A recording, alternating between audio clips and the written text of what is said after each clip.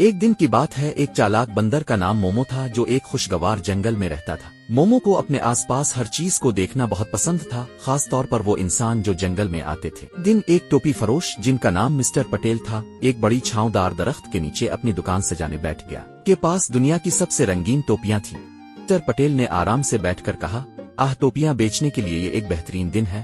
तो उन्हें ये नहीं मालूम था कि मोमो चालाकी से उन्हें देख रहा है। जैसे ही मिस्टर पटेल ने पीछे मुड़कर देखा, मोमो दरख्त से नीचे छलांग मारकर दुकान से एक चमकदार सुर्ख टोपी आड़ा लेता है। इही मोमो हंसते हुए कहता है और टोपी अपने सर पर रख लेता है। ये इसके लिए बिल्कुल फिट थी। मिस्टर पटेल ने पीछे मुड़कर देखा तो वो हैरान रह गए। मेरी टोपी कहाँ गई? उन्होंने हर तरफ देखा लेकिन इसे नहीं पाया। फिर उन्होंने मोमो को देखा जो एक शाख पर झूल रहा था और चोरी की गई टोपी पहने हुए था।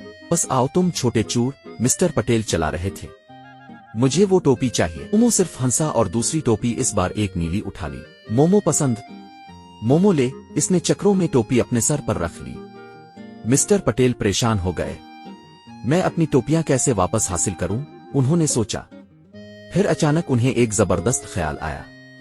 उन्होंने अपनी अपनी टोपी जो कि एक शानदार पीली थी उतारी और हवा में फेंकी। देखो बंदर, एक नई टोपी, उन्होंने पुकारा। मोमो की आंखें चमक उठीं। ओ मोमो चाहिए। वो नीचे कूद पड़ा और पीली टोपी उठाई। इसे अपने सर पर रखते हुए मोमो ने मिस्टर पटेल की नकल करते हुए कहा, मोमो फेंक।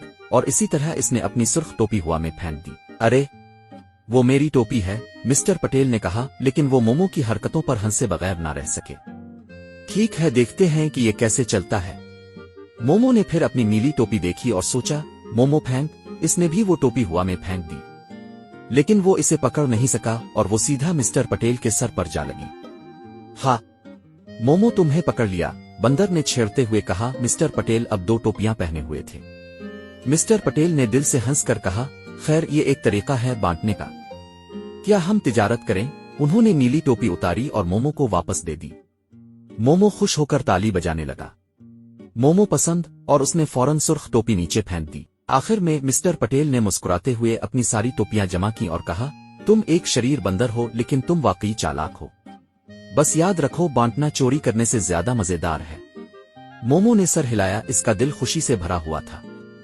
इस दिन के बाद मोमो और मिस्टर पटेल दोस्त बन गए। जब भी टोपी फरोश जंगल में वापस आता, मोमो उसकी मदद करता और दोनों एक साथ खुशगवार वक्त गुजारते। और यूं कहानी का सबक यह है, ये हमेशा बेहतर है कि बांटा जाए और ईमानदारी से खेला जाए, बजाय इसके कि चोरी की जाए और परेशानी पैदा की जाए। और वो सब खुशी से रहने लगे।